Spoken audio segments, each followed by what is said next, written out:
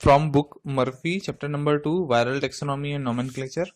There is evidence to indicate that all organisms may be infected by one virus or another. Indeed, every organism that has been studied has yielded virus. The number of different viruses existing as pathogens or silent passengers in the animal, plants, invertebrate, protozoa, fungi, and bacteria is accordingly very large, more than 4,000 different viruses and 30,000 different strains and subtypes has been recognized. Particular strains and subtypes often have distinct health or economic significance. Several hundred different viruses are known to infect humans, and somewhat fewer have been recovered from individual animals, livestock, companion animals and horses, laboratory animals, wild animals, birds, reptiles, amphibians, and fish.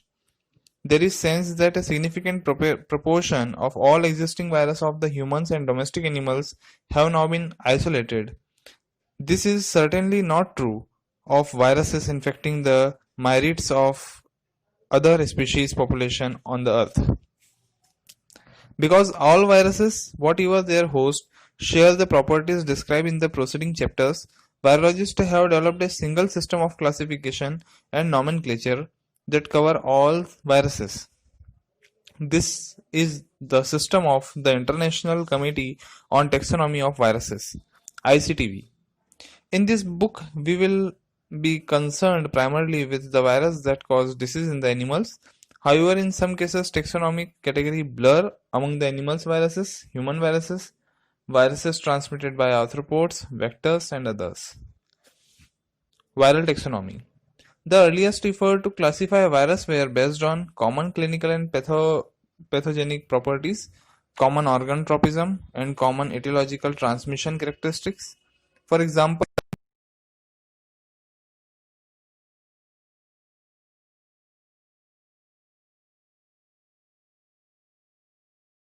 viruses that cause hepatitis, that is canine hepatitis virus, an adenovirus, Rift Valley fever virus, a Bania virus, and hepatitis B virus, a hepatinaviruses, might have been brought together as hepatitis viruses. Subsequent taxonomic systems have focused on the viruses themselves and have been based on determination of virus size, determined by ultrafiltration and electron microscopy, virion morphology, determined by electron microscopy,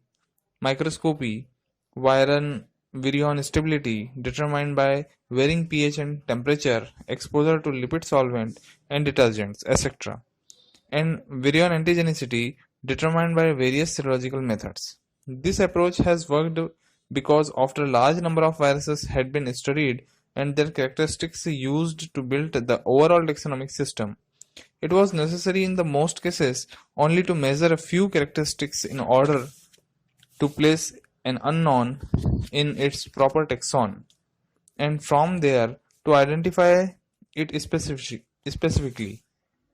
For example, an isolate from respiratory tract of the dog identified by the negative contrast electron microscopy as an adenovirus might be submitted immediately for serological identification.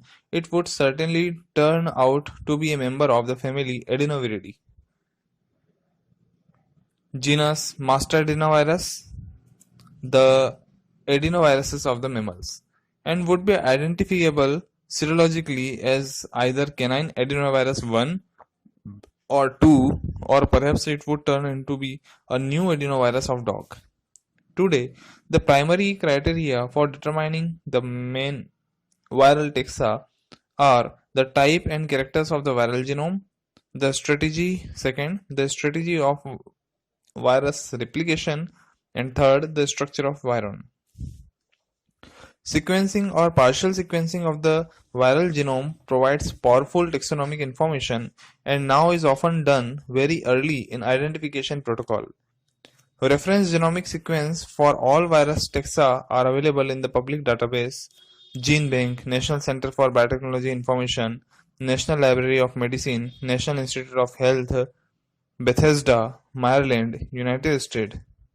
Such an approach is in more cases allows one to cut to specific taxonomic placement immediately. although traditional methods are often still used for reason of economy. The universal system of viral taxonomy is set the level of order, family, subfamily, genus, and species.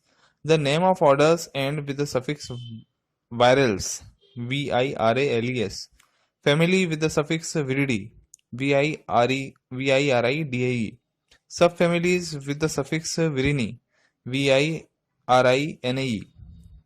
and genera with the suffix virus, virus.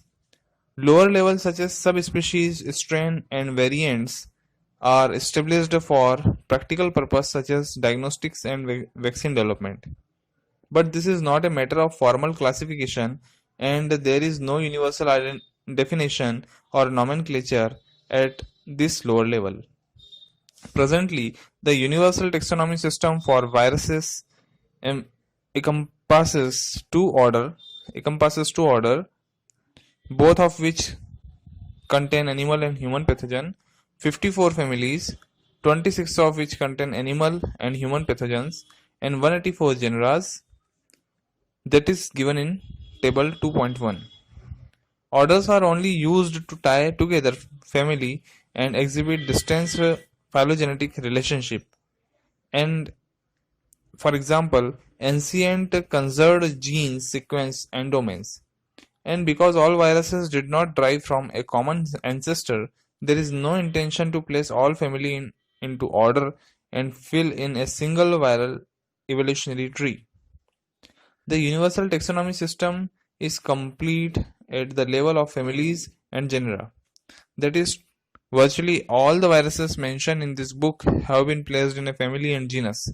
Subfamilies are used only where needed to deal with very complex interrelationship among the viruses in the family. Species is the most important taxon in all systems to classify life forms, but it is also the most difficult to define and apply. This is certainly the case in regards to the viruses.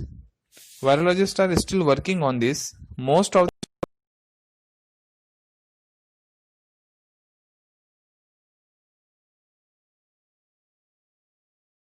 the viruses described in this book will stand as species, but a few may end up as subspecies and strains. In the next section of this chapter, the 26 virus families that contain animal and human pathogens are outlined in the same order as chapter in part 2nd of this book. That is given in table 1.3, table 2.1 and table 2.2 and figure in 2.1. The term used reflects the system of International Committee on Taxonomy of Viruses as of April 1998. The order of presentation is set by first nucleic acid type and standardness, that is RNA or DNA, single or double stranded. Second is genome characteristics, that is segmented or genome sense, positive sense, negative sense or ambisense. And third is replication and transcription strategy.